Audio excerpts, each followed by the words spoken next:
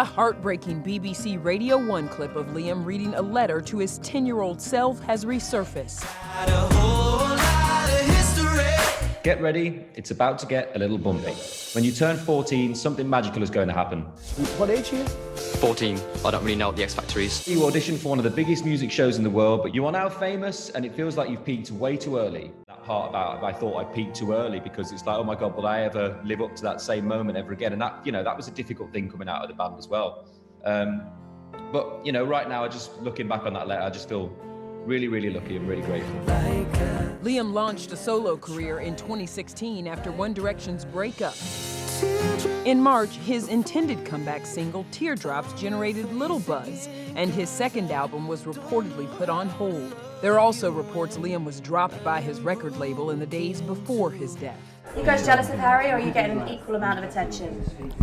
The Twitter's looking fairly balanced at the moment. I think Harry is getting the most attention. I think it's Harry's I think it's the curly hair, yeah. I think that's where its power is. I think the hair just like attracts the girls. That vintage 2010 interview was shot when the teens competed on X Factor as a group.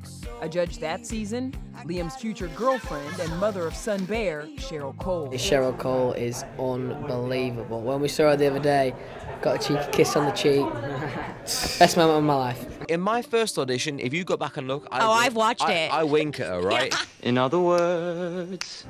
And I got to school the next day after that happened, and all my mates were taking the mick out of me, like, you winked at her, stupid, like, laughing at me, like, laughing in my face. Look who's with her now! And I'm like, well, I mean, it worked, didn't it, boys? But now you made me want to live forever. The two broke up in 2018, and today, Cheryl broke her silence with this touching photo of Liam and Bear, saying, quote, Liam was a father to our 7-year-old son, a son that now has to face the reality of never seeing his father again.